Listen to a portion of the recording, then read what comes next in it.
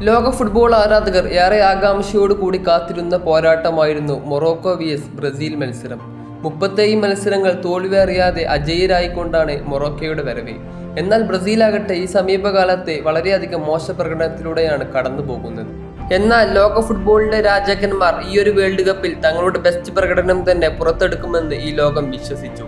Super താരം Neymar ഇല്ലാതെയായിരുന്നു ബ്രസീലിനെ ഇറങ്ങേണ്ടി വന്നത്.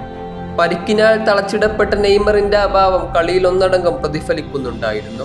കളിയുടെ തുടക്കത്തിൽ തന്നെ മൊറോക്കോയുടെ ആധിപത്യമായിരുന്നു. കളിയിൽ ബ്രസീലിനെ ഒരുപാട് മിസ്പാസുകൾ നേരിടേണ്ടി വന്നു. ഒരു നിമിഷം കളിയിൽ മൊറോക്കോയാണ് ബ്രസീലിനേക്കാൾ ആധിപത്യം പുലർത്തിയത് എന്ന് പോലും തോന്നിപ്പോയി. നിരന്തരം ബ്രസീൽ പോസ്റ്റിലേക്ക് ആക്രമിച്ചു കയറിയ മൊറോക്കോയ്ക്ക് 21ാമത്തെ മിനിറ്റിൽ അതിനുള്ള ഫലം ലഭിച്ചു. മനോഹരമായ ഒരു ചിപ്പ് ഷോട്ടിലൂടെ ഇസ്മായിൽ സബരി മൊറോക്കോയെ മുന്നിലെത്തിച്ചു. ഒരു നിമിഷം ബ്രസീലിയൻ ആരാധകർ തങ്ങളുടെ തോൽവി ഉറപ്പിച്ച നിമിഷം. എന്നാൽ തോൽക്കാൻ മനസ്സില്ലാത്ത ബ്രസീൽ വിട്ടുകൊടുക്കാൻ തയ്യാറായിരുന്നില്ല. ഗോൾ വാങ്ങിയതോടുകൂടി ആക്രമണം കനപ്പിച്ച ബ്രസീൽ 31ാമത്തെ മിനിറ്റിൽ വിനീഷ്യസ് ജൂനിയറിലൂടെ സമനില പിടിച്ചു.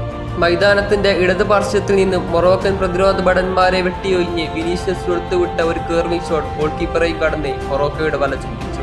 മത്സരത്തിൽ ബ്രസീലിന്റെ രക്ഷക വേഷത്തിൽ അവതരിച്ചത് വിനീഷ്യസ് ജൂനിയർ ആയിരുന്നു. മത്സരത്തിലുടനീളം ബ്രസീലിനായി മിന്നും പ്രകടനമായിരുന്നു ഇദ്ദേഹം പുറത്തെടുത്തത്. തീർത്തും റാഫീഞ്ഞ നിരാശപ്പെടുത്തി. വിജയ ഗോളിനായി ഇരു ടീമുകളും അവസാനം വരെ പരിശ്രമിച്ചെങ്കിലും അതെല്ലാം പായായി. അതോടെ ഈ ഒരു കടുത്ത മത്സരം സമനിലയിൽ അവസാനിച്ചു. ബ്രസീലിയൻ ആരാധകർ ഈ ഒരു മത്സരത്തിൽ സംതൃപ്തരല്ല. കാരണം ഈ ടീം ഇനിയും ഒരുപാട് മെച്ചപ്പെടാനുണ്ട്.